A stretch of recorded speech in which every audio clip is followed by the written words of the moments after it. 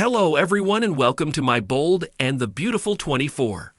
I hope everyone is having a wonderful day. Before we begin, please hit the subscribe button and give this video a thumbs up. The Bold and the Beautiful viewers thought Steffy Forrester was done making Hope Logan's life a living hell for kissing her husband, but it turns out she's just getting started. After her Hope for the future blackmail, B&B spoilers say Steffy is getting ready to hit Hope where it really hurts. Keep reading for all the details. Here's what's coming up next week on Bold and Beautiful. Steffy Forrester was livid when she learned her nemesis Hope Logan had kissed her husband Dr. John Finnegan. But after she returned home from her kidnapping, Steffy laid down the law at Forrester Creations. Ridge Forrester's Thorsten K. daughter announced at the board meeting that Hope's line Hope for the future was drowning and graciously gave her one last chance to get sales up. Of course, after the room cleared, Steffy informed Hope that her last chance came with a catch. If she caught her snooping around her husband Finn again, Queen Steffy was axing Hope for the future for good. According to Bold and the Beautiful spoilers, Steffy's Forrester Creations blackmail is just the beginning. This week on the CBS soap, Steffy taunted Hope and told her that her mother Taylor Hayes and father Ridge Forrester were still in love with each other. Hope reminded Steffy that Ridge was off the market and married to her mom Brooke. But Steffy's intentions were crystal clear. If the vows of marriage didn't matter to Hope when she was kissing Finn, why should her mom's marriage be protected? In not so many words, Steffy Forrester hinted that she was all for Ridge cheating on Brooke Logan with her mom Taylor. B&B spoilers say Hope Logan heard her threats loud and clear. Do you think Steffy will put her parents back together to get even with Hope and her mom? Is she being a bit of a hypocrite?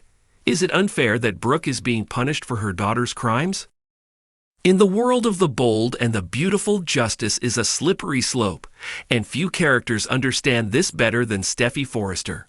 Over the years, Steffy has played every role the show offers: victim, villain, hero, and even, at times, hypocrite.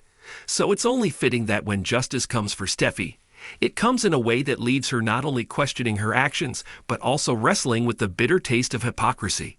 The story of Steffy Forrester's hypocritical justice begins with a scandal that rocks the Forrester family to its core. Steffy, as the co-CEO of Forrester Creations, finds herself embroiled in a heated legal battle after discovering that one of her close confidants, perhaps even a lover, is involved in corporate espionage. The betrayal stings, not just because of the business ramifications, but because of the personal attachment she had to the culprit. Her brother Thomas had long suspected this associate of wrongdoing, warning Steffy that trusting outsiders had always led their family astray. But Steffy, driven by a fierce sense of independence and the desire to prove that she could handle the situation, ignored his concerns. Her need to distance herself from her father, Ridge, and Brooke's ever-tumultuous relationship also played a role in her decision-making.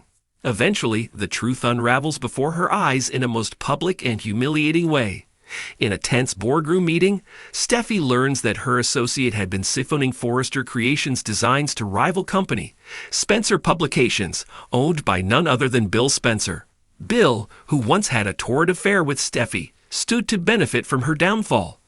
The layers of betrayal cut deep: personal, professional, emotional.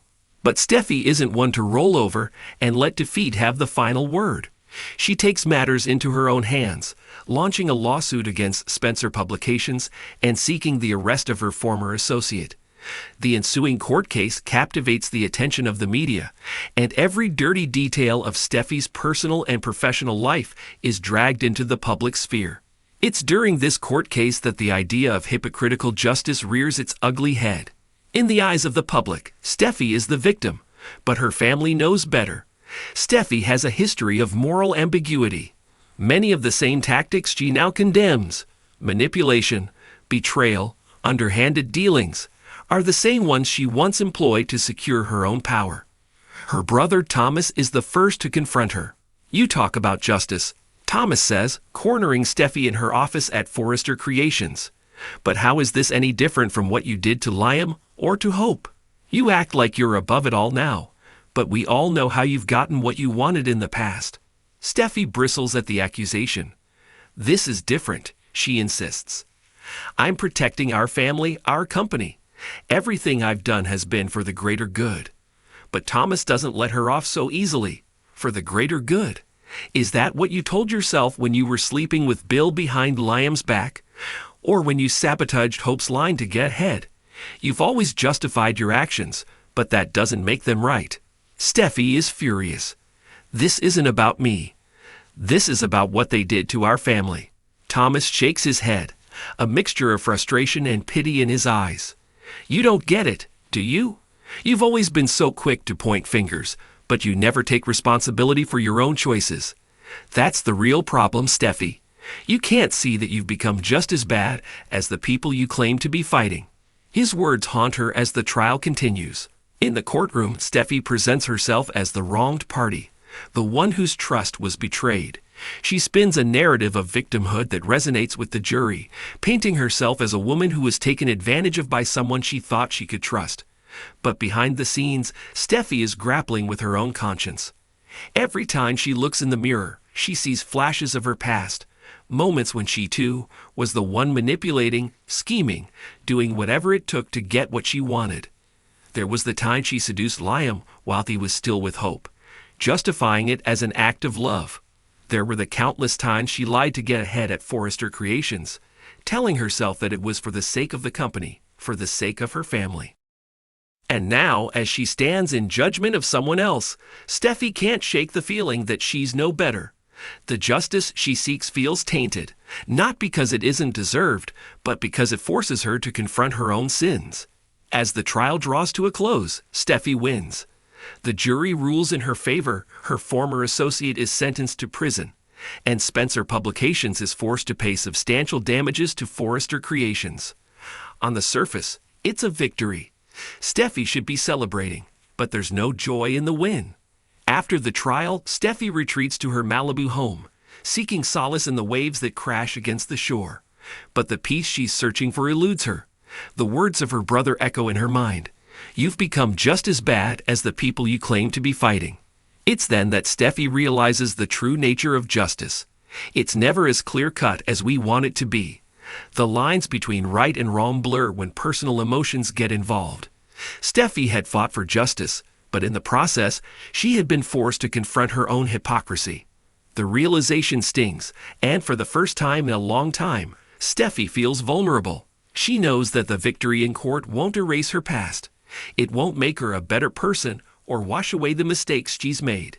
But perhaps it's a chance to start fresh, to learn from her errors and find a way to live a life that isn't dictated by the same cycle of manipulation and betrayal.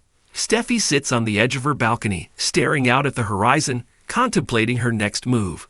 She's still the fierce, determined woman she's always been, but now she's tempered by the knowledge that justice, true justice, begins with looking inward.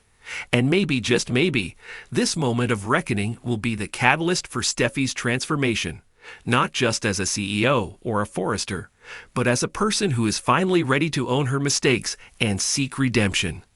Because in the world of the bold and the beautiful, justice may be served, but it's never without a price.